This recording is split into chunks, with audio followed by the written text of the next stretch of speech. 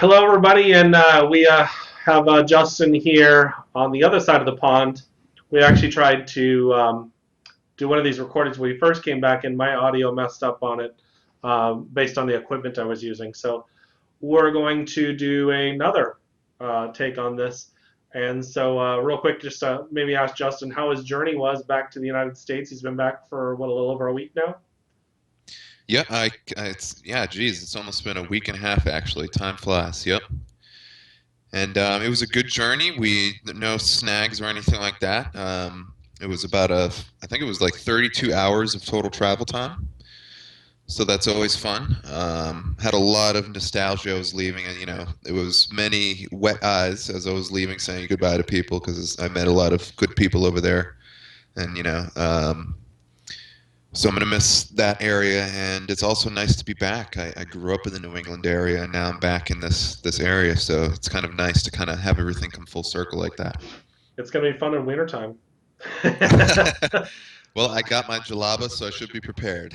Do you remember? Well, you remember last year they had a really bad winter. Yeah, I've been hearing about it from everybody. It was really bad, I guess. So I wonder what this year is going to bring. Nice. So I think we were talking about the subject about change. Really, is what we're talking about. The change always happens. The nothing is permanent. And I was just pondering it because, um, of course, I've taught change classes and that nothing is permanent. But you just can't. You see this in people, and one of them is that things are going to end eventually. Nothing is ever going to. There's always a beginning and an ending as far as the physical world goes. Um, Relationships end, and it's funny because we're always looking for that permanent thing, and what's really permanent is our spirit. You know, and so Right. Yeah, exactly. I mean, to talk about the idea of change, there in the book that really kind of solidified it for me, and I've been studying physics and psychology, and one thing I noticed even as a young adult going through college is that there's really nothing that doesn't change. And in the Urantia book, when I was reading that, it talks about how really the only thing that remains fixed is your personality fragment, or that part of you that's from the creator, and that's kind of like organizing everything. But really, everything else is changing and dynamic. mhm. And if we apply that idea to karma, normally we think of karma as this like eye for an eye kind of universal justice system, where if you hurt somebody, now you have to suffer, and it seems kind of cruel and unusual. But really, that's not what karma is about. Karma is about you growing, and what is growth but change? So, to kind of get a practical sense of what we're talking about, there's many things in our lives that we want to hold on to and try to not change. Like, I worked in a call center for many years, and I noticed that the technology changing too much was really unsettling to people. And at a very definitive level, it seems like there's this program in humanity where, after you go through the schooling experience or whatnot, once you've settled your life and you're in your career, it's kind of like this idea that you don't change anymore, and you should hold on to that, which it doesn't really work in a logical or pragmatic sense or practical sense, because everything's constantly changing and moving. So when we talk about this idea of change and impermanence, we really need to kind of, instead of fight against it, have the resistance. We really need to be in flow and flow with it. And in that sense, really, the things that we think aren't changing, they do change, but they become richer and more dynamic and more full and complete. Yeah. Well, it's true because one of the things that um, well, if we didn't have change, we would become complacent and we wouldn't grow. And it's funny, and I can whoever's watching this, I'll just say this to you. I'll ask you a question, basically. Do you want to grow? Do you want to become something better? Do you have goals in life? Do you aspire to be something more?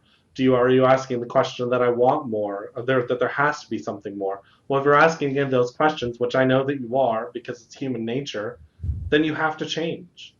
Then nothing is ever going. The growth happens in change, and it's interesting because as we go through those changes, the universe is going to shake things up. Actually, the co-creative aspect of you in co-creation with the universe is going to start shaking things up. A friend of mine asked me the other day. He said, "Is God hate me, or is God just really not like me?" And I'm like, "Why?" And they said, "Because every time things start to get good, they start to fall. Then something falls apart, something goes bad." And I said, "Well, maybe it's not that you're doing anything wrong. Maybe it's that you're doing everything right. Maybe it's because when we go through these challenges, when one good things happen and something seems to crumble apart, it's because it's like the tower card in the tarot. As the tower falls down and falls apart, then something new is built, even greater and better. Right. And so we're looking at it as I'm doing something wrong as it's collapsing, but it's really because we're doing something very right." Right, So exactly. I mean, nature abhors a vacuum, and really everything is changing. The only thing that doesn't change is the inner eye. And this is discussed in the Hermetic philosophy. You've got the seven natural laws, and one of them is vibration. And the law basically states that everything is in motion, everything is changing. And then you have the law of rhythm, which is the cycle. So every time you're getting to that happy place where you feel like everything is good, it's not that you should be worried about something that's going to change, but basically you're going to get used to the state of goodness that you're in, and then the universe is going to kind of want to keep you pushing, like, well, you're not at the mountaintop yet, keep going, you can learn more, you can grow more. And I mean, a great example of this is everybody has their favorite food that they love to eat, but can you really imagine eating that food all the time?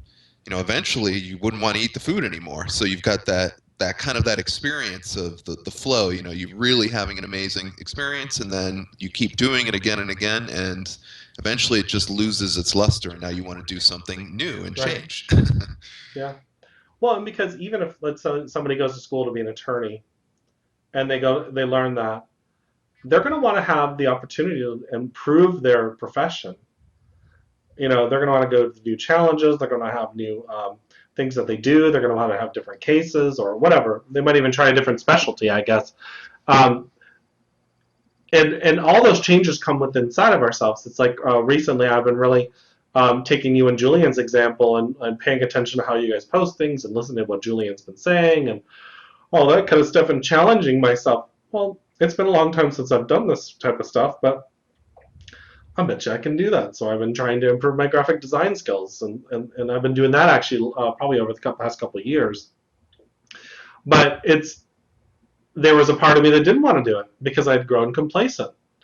And so all these are very practical things. However, they also give you good spiritual growth. so, Right. and so why do they give you spiritual growth? Because you're allowed to go out and push yourself to the limit. You push yourself into uncomfortable territories, into those doubts that say, "Oh, I'm not as good as everybody else," or, "Oh, I don't know if I really know if I can do that." Those kind of things. And if you don't do it, and there's a part of you that wants to do it, you're gonna regret it. And so, Well, absolutely. I mean, there's a great quote from the book Dune, and I'm probably not going to say it right, but he said it's Duke Leto Atreides is talking to his son Paul just before they're about to go to Dune, and he says, Paul, when we don't change, when we don't have new experiences, there's something inside us that sleeps, and when we have these new experiences, it awakens and it becomes alive again. And really, what I like to kind of put this into context is we've got really two choices. We can either fear the unknown or we can embrace the mystery. There are really two ways of saying the same thing. What we're talking about is the aspect of change. And and largely in our culture today, we're kind of indoctrinated into this belief that change is bad. And anything that is change means the unknown. And what the unknown brings is risk and fear and uncertainty. And because of this belief, usually because of our parents, by the time we get to adulthood, we've got this really deep program of not wanting to change anything. And when it comes to death, death is a perfectly natural cycle of life, and many of us are so completely fearful of that death experience that we can't even conceive of it. So when that happens in terms of our relationship with the universe, when we stop trying to embrace what is, when we try to fight reality, basically, life feels deterministic. Instead of embracing the flow and being in the flow, we're trying to fight everything all the time, and we're getting smacked around because we're trying to stay steady. You know, a really good example of this is there's this bridge, Millennium Bridge, and when it was debuted, all these people were walking across it. It's this bridge in England, and what happens is the people's footsteps would start to sway the bridge back and forth. So if you were trying to walk out of flow, what happened is you'd constantly be jostled and you'd thrown off course, and it feels like you're getting beat up a lot. But if you just moved in flow with what was happening, literally it's like you could ride the wave of change. And in that sense, when we embrace the mystery, or we actually start to love the fact that we don't know what's going to happen and it's perfectly okay, then we can really start to become players in the game. We can be co-creators instead of being victims. Then you become the observer. Right. And it's interesting because part of what I don't know why it's been coming up in my mind lately, maybe because I needed to look at something in myself as well, because you know how that works. But I've been really observing how people have been getting upset about certain things, and it's because of change. And one in particular story is as a girl I know, it's not a girl, she's a woman, but I was talking about Max and about how Max is 7 years old, almost 7 years old, and Rottweilers live till about 9 or 10, and she just couldn't handle that. She goes, no, no, no, no, no, I can't handle that. And I'm like, and that really made me start to think. Listen, everything in life ends physically. Mm-hmm. The physical flesh is going to die. The spirit lives. The spirit lives on. But eventually, Max is going to die, and his physical body is going to die. His soul will stay with me, and it'll be around me, and it'll probably go and meet Molly and Mom and whoever else he knows up in spirit. And so how that works and how that looks on the spirit side, my physical mind doesn't fully grasp. And whether he's going to be in dog form or spirit form, it doesn't really matter. We just know the spirit lives on. And Sure. and interesting enough, it's like people get married and they want to have that. They say forever. I used to tell my ex, I used to say, I'll love you now in this life and until the next lifetime. And I thought to myself, now that I look back, and I was like 20 something when I said it. Um, I mean, that's not a really. It's kind of a silly little thing to say because, of course, the soul is always going to love. You know, Right. and so when and what it comes down to is attachment. Right. Yeah. It comes down to attachment. And I saw a post on Facebook from another friend who was obviously very upset. And I saw another recently, a family member. It's very obvious that his relationship ended. He's very upset. And I said to this one friend, I said, I've learned this. I don't grow attached to anything. That doesn't mean I don't love anything. I love everything. But if I'm not attached, then I'm never hurt. And because the hurt and the pain comes from the attachment to it. And I Exactly. can still love, so I love the now of the moment. In the now of the moment, I'm on Skype with my friend doing a show that we've been doing and enjoying. He's in Boston, I'm in Tampa, Florida. That's all I have to know. I don't have to know anything else. And that's kind of like you were saying, going into the unknown, and we don't know what's going to happen. And for that matter, I just know that everything is impermanent, so I don't have to be attached to it. So, Exactly. I mean, that a very profound definition of egoism, I think, is the idea that you can keep a part of yourself the same. And this happens a lot with people in their beliefs. It's from a scientific perspective or an objective perspective, it's really impossible to hold any belief in the realm of absolute, because your knowledge is limited. So when that belief was formed, or that conclusion was formed, it was based on the information you had at the time. But your information is constantly expanding and growing, your knowledge is constantly expanding and growing. So the idea that you can hold on to this belief despite everything else that's coming around you, it really, it creates, what it does is this false idea that you can hold on to something permanently. It creates a trauma, because now anytime something comes up against you that is conflicting with that belief, you want to turn away from it. And that's really what trauma is. Anytime you're experiencing something where at a deep level you say, no, I don't want this, well, the universe, its free will is the highest law. So the universe is going to give you exactly what you want. You're literally going to start to pull away from the reality itself. And when we talk about reality, we're not just talking about the stuff out here, we're talking about in here too. And like we were talking about, it becomes deterministic, and you feel like you're the victim of happenstance all the time. I before we left Germany, I had 3 cats, or actually 4 cats at one point, but 3 sister cats, and one of the cats died when I was away.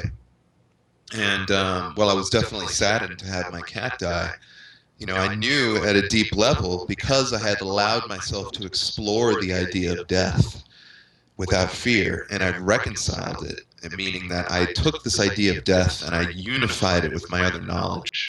And I said, if I believe that the universe is love and that the creator is in everything, then really everything that happens, even the most horrific, seemingly despicable thing that could ever happen to somebody, must have a deeply, deeply spiritual aspect to it.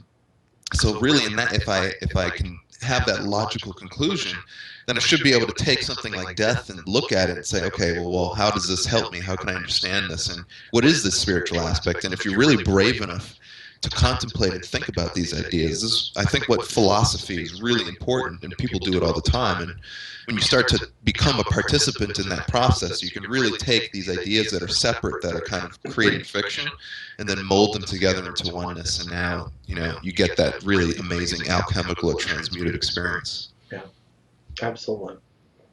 It's and I remember that story, and just for you guys to walk away. And I remember the detachment that came with the house and the process he went through with that, because I went through something similar, and so but the reality is we were attached to stuff, Right. to stuff, and spirit, creator, is so much more profound in a sense when you start realizing that there's this force, and it starts within you, is has your best interest in mind. You're like, okay, and then you start paying attention. And so the one thing you were talking about when you mentioned the universe responds to exactly how we want. So if we say no, no, no, I don't want that, one of the things that happens, especially, is that relationships. We're in a relationship, it ends. For whatever reason, people outgrow each other. They go out and doing things. One cheats on the other one. This happens. Words are said. Everybody's hurt, and their feelings are hurt. This person that you once loved, now you hate. Right. Why? Because they didn't fulfill the expectations. The dynamics of the expectations changed, and you're mad at them because they changed. Guess what? You changed too, or you became complacent, and they changed, and the flow of the relationship changed. It's fine. So then you say a lot of horrible things, and you're heartbroken, and then you say, I never want this again.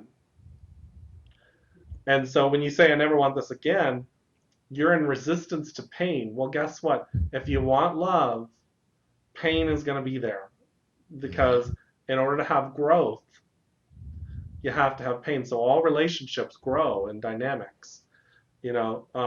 So one of the things we put up, and I've been just paying attention to this myself. We put up a laundry list of things I can't tolerate in a relationship, and you drop the entire list like Santa's Christmas list, and you say, these are the things I can't tolerate in a relationship. Rule number one.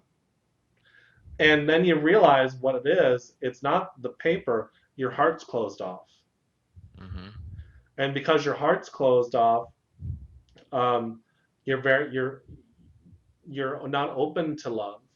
Well, you think you're, oh, I'm ready for love. I want to have it. I don't want to be alone anymore. You're not. Right. Because this is closed off. And I just experienced that recently because somebody had asked me out, and I had a longer list of the reasons why I couldn't, even though there was a part of me that wanted to. And what I could have done instead of is say, these are the things I don't think I can work through, and told the truth. Hmm. You know what I mean? But I just said, no, that's just never going to happen. You know what I mean? So, so what a lesson to Sure. speak your truth and how you feel. Because that's what love's all about, right? Speaking up, Well, I talking, mean, communicating. love is. This is kind of what I really like to focus on in my own work, and especially when I'm talking to people, is redefining words because there's a lot of doublespeak, and what doublespeak really is you say something, you're like saying, "Well, I really love you, and I want to spend the rest of my life with you." Well, love, that word means is openness, being Mm-hmm. willing to go through the adventure, embracing the mystery, basically. But when you say I really love the person, a lot of times we're thinking about the fantasy, that image we've imagined in our minds that we're trying to get this person to take on to make us feel better. Right. You know, It's and a called lot of cross times in a purposes. relationship, we're trying to fight that blending of personalities that's actually allowing you to know yourself and them to know themselves through Yep. each other. So you're wanting them to be the ideal of what you think they should be, so that you can feel better about the relationship, so that you can. So you fell in love with this idea, Right. and I did that with my ex. I fell in love with this idea, and he fell in love with this idea, and so therefore it didn't work. And so then there's this thing called cross purposes, which is exactly what you're talking about. This is one I just talked about this with a guest on Soul Talk recently. You're walking down the hallway and you see somebody, and let's say their name is Tom, and you're in your mind, you're like, oh, I don't want to deal with Tom today. But they're like, hey, Tom, how's it going? Right. That's called cross purposes. And right there, you just created a poison within your body that actually creates physical ailments, a dis-ease, so to speak. And so it's like you say, I love you. However, then there's the laundry list of things that you have to do to make me feel better about loving you, or really, honestly, just to make me feel better so that I can love you. You know, and if you're Exactly. not conforming to that, that's called passive aggressiveness, and that's codependency.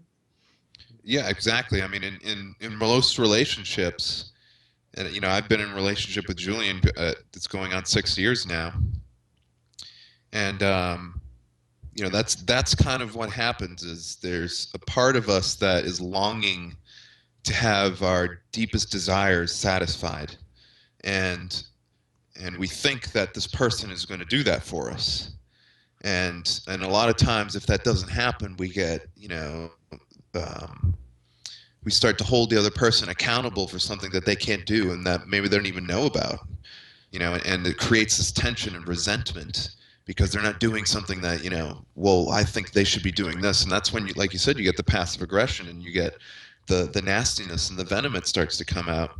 And really there's in a certain sense, it's kind of a good thing this is happening because that's the universe kind of showing us the pain, that pay attention inward now, saying go inside, look at why you're having this experience. Don't judge yourself for wanting to desire this or wanting to desire that, but allow yourself to explore it with your imagination and see what happens. The word I've been using a lot is contemplate or philosophize or mentally explore, because a lot of times, if you have a desire in your mind, you think, oh well, I can't do this. So if you're in a relationship with somebody and you see somebody that's attractive and you start to kind of imagine being with them and what it would be like, we kind of start to judge ourselves like, oh, I'm betraying my significant other, or I'm doing this or I'm doing that.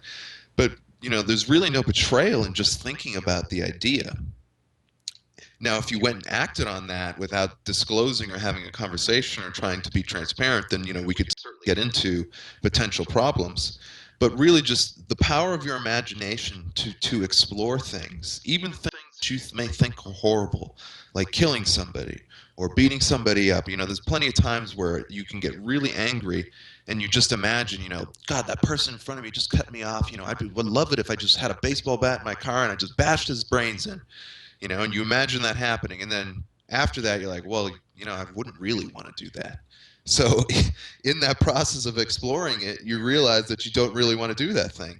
And that's kind of what the is for, is allow you to explore and go through that. But if you squelch that desire, if you try to suppress it and push it below, it's going to go below the waters of your consciousness, and now it's going to become a part of your shadow self or the negative ego.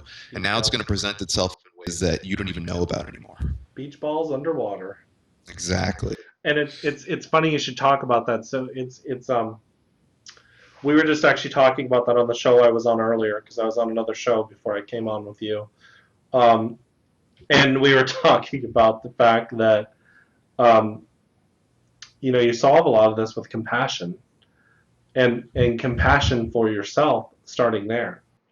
So when you look at somebody else and you're like, oh dang, he is hot or she is hot, and then you go, oh, I was just unfaithful. It's the guilt. If the guilt starts setting in, why not have a little bit of compassion for yourself and say, hey, he was hot, and realize that, and even if the guilt settles in, then you can have compassion for the guilt, because that's what's going to start changing that.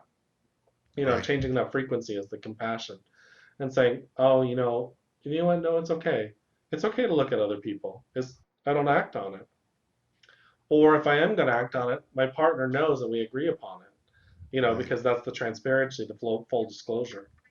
And so it's that's a whole other topic.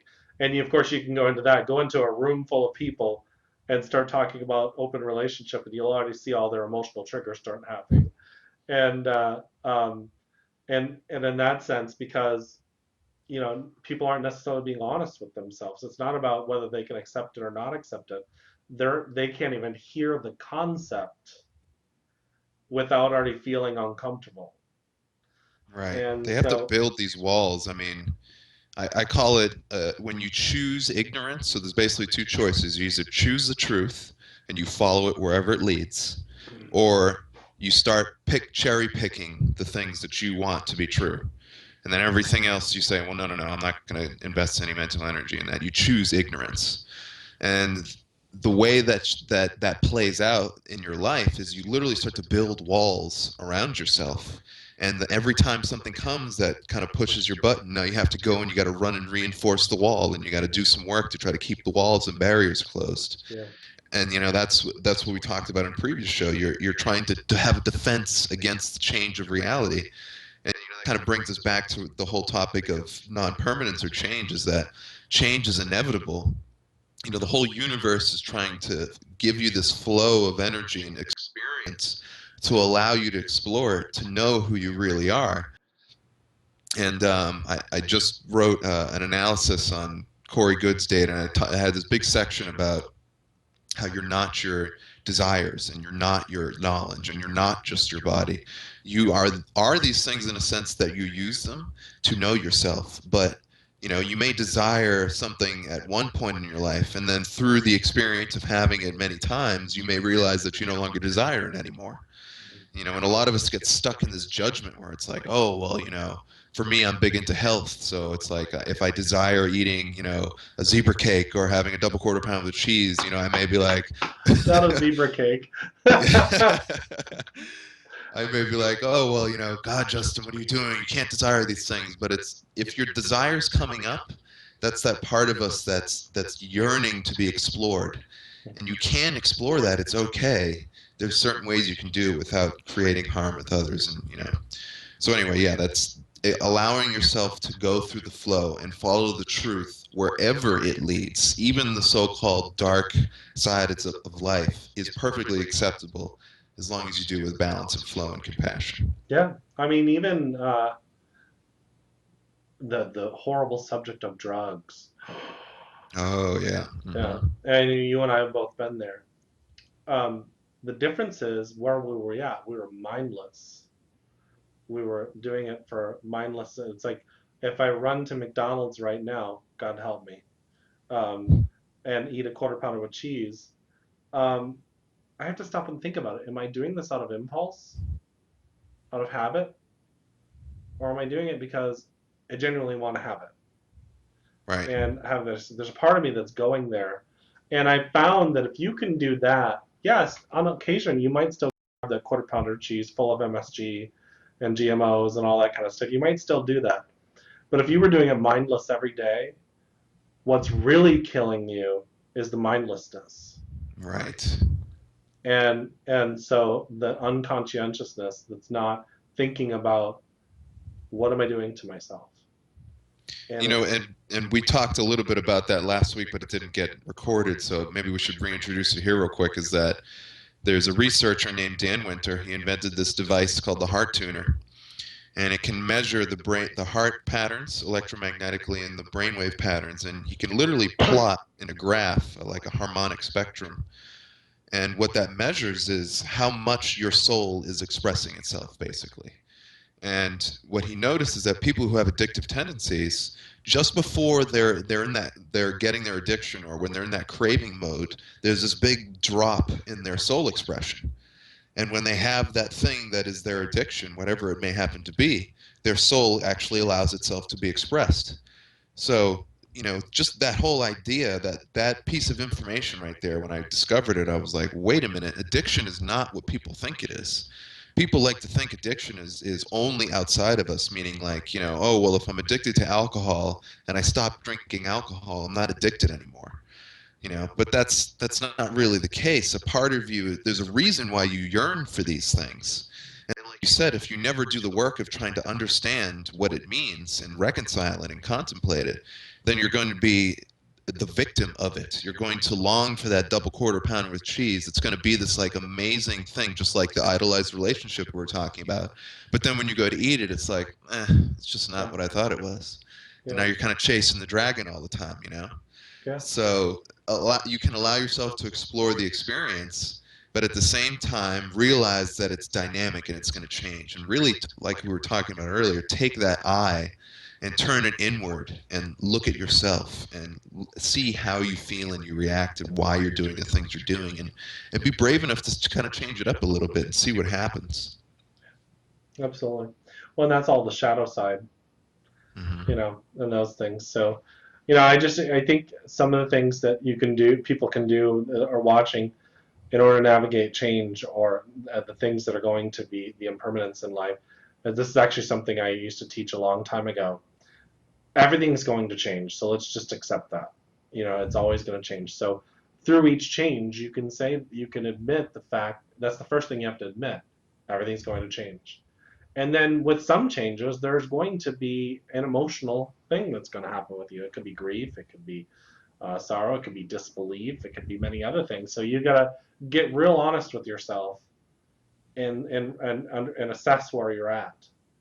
And then the third part of that is that you have to say, um, after you've kind of gotten honest, you have to kind of process it and work through it, of whatever it is, if it caused a real reaction. And then fourth is that you have to transmute that, or allow that, to be able to perform in your life, or make that a part of who you are, whatever that change is.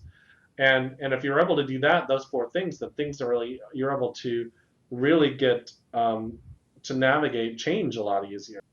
So it's those are some things to consider when you're going through this. So, Right. Yeah. I mean, personally, one of my processes is having an internal dialogue.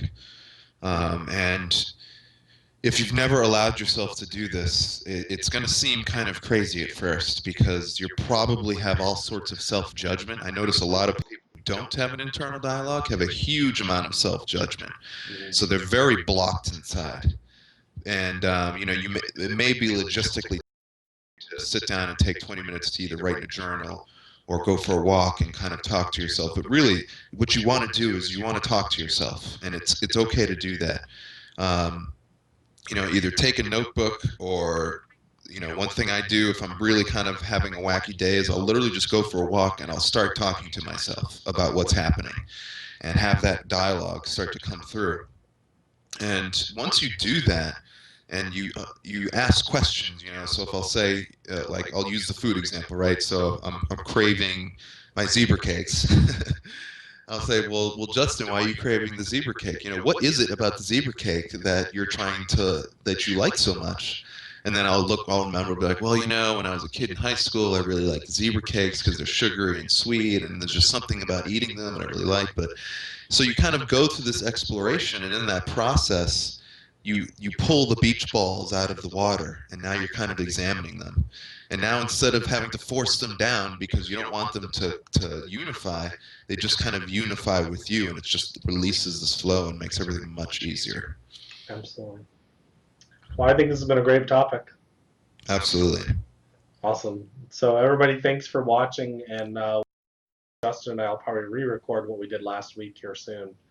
Do you remember the subject we were talking? We were talking about compassion and. I think we were talking about emotion and how it can guide Yeah. you and you Yep. know, be the compass for your life. So yeah, we'll have a good talk about that. Absolutely, we can re-record that. All right, everybody, thanks, and we'll be up.